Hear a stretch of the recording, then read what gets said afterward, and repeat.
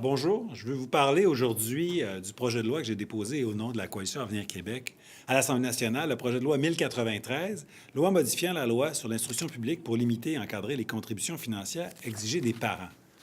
C'est nécessaire. On a attendu très longtemps comme parents, les familles ont attendu très longtemps pour que le gouvernement libéral bouge et il n'a toujours pas bougé. Pourquoi je dis très longtemps? Parce que déjà en 2007, la Commission des droits de la personne signalait qu'il y a un problème. Dans un rapport de la Commission des droits de la personne, on peut lire en 2007, il y a 11 ans, plusieurs pratiques et frais illégaux ou non conformes ont été identifiés relativement au matériel, au transport. Il devient impératif pour les commissions scolaires qui imposent de tels frais de les abolir immédiatement et de mettre fin aux pratiques illégales. Ça fait 11 ans. Mais 11 ans plus tard, rien n'a bougé. Pour essayer de réveiller le gouvernement, le vérificateur général, lui, en 2011 aussi, critiquait le gouvernement, critiquait le flou de la loi sur l'instruction publique.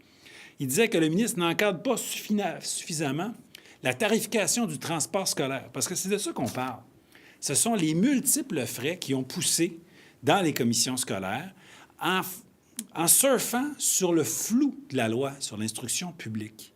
Parce que quand on regarde les principes de la loi sur l'instruction publique, c'est correct, mais dans le détail, il y a un paquet d'articles qui ne précisent pas ce qui peut être facturé ou non facturé. Et ça permet aux commissions scolaires à étirer l'élastique, sauf que le portefeuille des gens, lui, n'est pas élastique.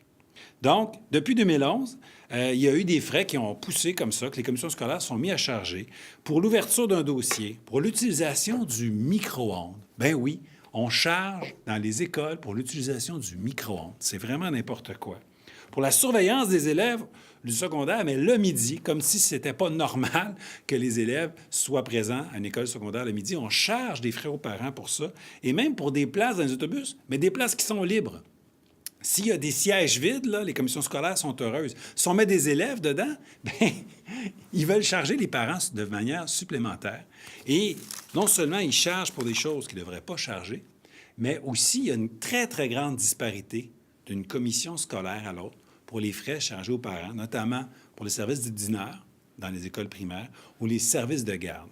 Donc, ce projet de loi-là vient baliser les frais chargés aux parents, vient les limiter, vient instaurer des plafonds en ce qui a trait aux services de garde, au transport scolaire. Grosso modo, on vient faire ce que le gouvernement aurait dû faire il y a maintenant plus de 11 ans. Donc, la CAQ a un plan. La CAQ a entendu les préoccupations des parents, les préoccupations de la Commission des droits de la personne, les préoccupations du vérificateur général et de la Fédération des comités de parents, puis on arrive avec une solution très concrète ce matin au bénéfice des familles. Oui, vous dites qu'il y a des frais pour les enfants qui décident de rester à l'école sur l'heure du midi. Est-ce que c'est ça que j'ai compris? Dans les écoles secondaires. Oui, c'est ça. On sait qu'au primaire, on doit surveiller les petits, parfois même les tout-petits. Alors, on appelle ça le service des dîneurs. Il y a le service de garde. Si les enfants bénéficient du service de garde avant les classes puis après les classes, ceux qui ne font que dîner à l'école, il y a le service des dîneurs. On accepte qu'il y ait des frais, mais ils doivent être balisés, puis il devrait avoir une certaine uniformité puis un plafond d'un endroit à l'autre. Mais des frais de surveillance du dîner dans les écoles secondaires, on n'avait pas ça avant. Les commissions scolaires, voyant une petite faille dans la loi actuelle, se sont mis à charger ça. Ils ont abusé du flou dans la loi, et c'est pour ça que nous, on vient mettre le couvercle sur la marmite avec ce projet de loi. C'est pour écoles privées et publiques, les deux? C'est pour les écoles publiques. C'est les frais que les commissions scolaires peuvent charger.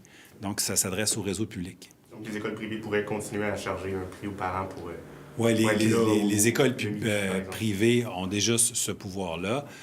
Puis il y a une espèce de loi du marché aussi. Là. Les parents pourraient choisir de retourner à l'école publique ou de changer d'école privée. Sauf que dans le public, les gens sont prisonniers. Là. Ils ne peuvent pas magasiner leur réseau et leur commission scolaire, on comprend. Donc, il faut que les écoles publiques respectent la loi sur l'instruction publique et n'abusent pas du pouvoir de facturer certains frais. Puis on réitère aussi là, que le principe de gratuité scolaire doit s'appliquer dans le matériel que les enfants utilisent, le matériel dans lequel les enfants écrivent, dessinent ou découpent. On précise qu'on ne peut plus charger aucun frais administratif aussi. D'aucune manière. C'est pas normal que les commissions scolaires chargent et les écoles chargent des frais administratifs. Merci. Merci.